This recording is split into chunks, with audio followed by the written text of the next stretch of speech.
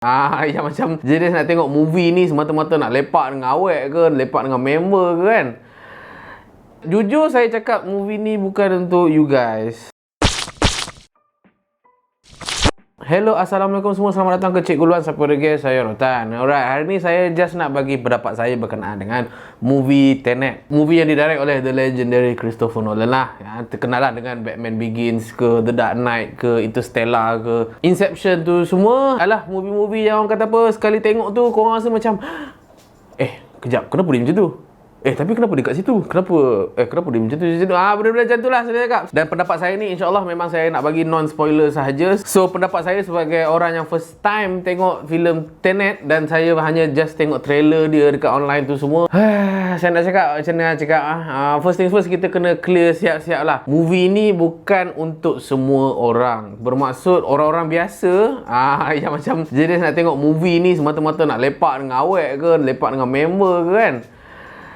Jujur saya cakap movie ni bukan untuk you guys. Macam biasalah, movie Nolan ni dia memang very highly educated sikit. Sebab bila saya tengok movie Tenet ni, dia macam nak explore tau satu paradox yang dinamakan sebagai apa saya tak sure, grandfather paradox. Benda-benda yang macam what if apa semua lah, teori-teori segala bagai tu lah, yang deep tu lah kan. Dia macam kita tengok Interstellar, Inception, yang mana Christopher Nolan ni dia macam nak cuba uji certain paradox ataupun certain teori, dan adakah benda tu betul, apa consequences dia. So movie ni lebih kurang sama sahaja, so that orang yang menonton movie Tenet ni memerlukan some sort of IQ agak tinggi sikit lah untuk proses. Sebab sepanjang saya tengok movie Tenet ni, daripada awal sampailah tengah, otak saya ni macam terlampau berdenyut-denyut kuat sangat tau.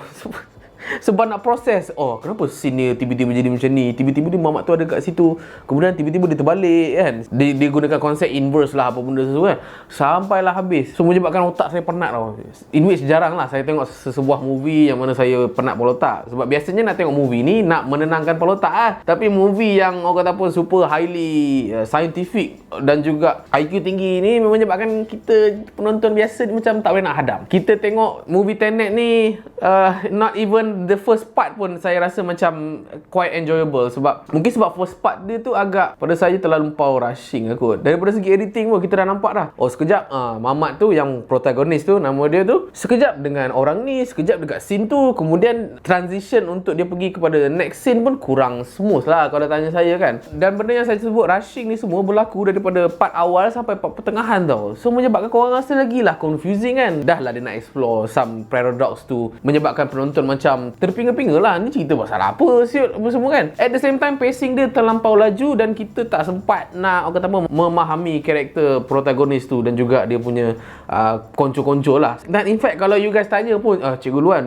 filem Tenet ni cerita pasal apa sebenarnya, saya tak pernah nak cerita pun plot dia pasal apa, mamat ni siapa, dan dia pergi ke mana, dan dia buat apa. Tak boleh nak cerita sebab pada saya cerita tu terlalu fast pace. Untuk dalam konteks first time kita nak tengok sebuah movie, obviously lah saya tak boleh nak analyse cerita ni 100% pasal apa, character motivation setiap daripada karakter, protagonis tu macam mana, antagonis tu macam mana, side characters punya motivation, kita memang langsung tak dapat nak brain lah. Dia punya location, dia punya teori yang dia nak cuba provekan tu semua bla bla, kita tak boleh nak 100% sure apabila kita first time menonton movie tersebut lah kan. Sebab movie-movie yang Christopher Nolan dah buat adalah bersifat kena tengok banyak-banyak kali. Dia tak boleh nak tengok sekali kemudian korang dah boleh faham. Ada yang certain people yang dah tengok Interstellar, obviously tengok movie Interstellar tak boleh faham on the go, tak boleh. Sama juga dengan Inception. Cumanya macam movie-movie macam Interstellar ataupun Inception, pada saya dia punya build up dia punya scene awal sampai tengah, kita ada masa untuk invest, kita ada masa untuk hadam setiap karakter, kita ada masa untuk kata apa, analyse lah sedikit kan berkenaan dengan apa yang mereka cuba capai pada pengakhiran movie. Tapi kalau dalam movie Tenet ni, entahlah, saya boleh katakan macam ni lah, movie Tenet ni seolah-olah starting point dia pada second part. Bermaksud kita macam seolah-olah macam tak ada first part. Boleh jadi first part of the movie itself mungkin sama ada dipotong banyak, ataupun memang Christopher Nolan ni memang sengaja tak nak ceritakan background story about pelakon utama dia, which is the protagonist itself lah kan. Plus ada juga side story yang saya rasa macam bila dia menggabungkan elemen rumah tangga, sesebuah keluarga yang berada dalam sistem abuser, yang mana dia agak susah nak keluar daripada kepompong sistem abuser tu sendiri. Dah lah kita penat untuk faham konsep inverse to dunia terbalik, dunia yang biasa macam mana apa semua. Lepas tu masuk pula side story berkenaan dengan rumah tangga. Saya rasa macam movie ni macam kurang charm lah berbanding dengan Interstellar, yang mana bila dia selitkan elemen kekeluargaan dalam Interstellar, kita sempat tahu nak invest, nak get into the particular character yang mana anak dia sayang pada bapa, dah lama tak jumpa tu semua kan. Dalam movie Tenet, saya rasa macam kalau karakter yang ada masalah rumah tangga tu tak ada pun, saya boleh terima lagi lah. It is not a big issue. Ya, memang betul, movie ni adalah untuk orang-orang yang minat gila sinematografi, yang memang minat gila movie analysis. Dia punya attention to detail memang gila, memang solid lah. Sebab dikatakan Christopher Nolan ni dah simpan idea ni dah lebih kurang 20 tahun lebih. Tak silap saya, sejak daripada dia umur kanak-kanak lagi, dia dah save dan dia dah ada idea nak explore pasal inverse ataupun dunia yang macam tu lah. Dan dikatakan juga movie ni visual effects shot yang paling sedikit nak bandingkan dengan movie-movie beliau sebelum ni lah. Dulu movie beliau ada lebih kurang satu movie lebih kurang 500 shot VFX,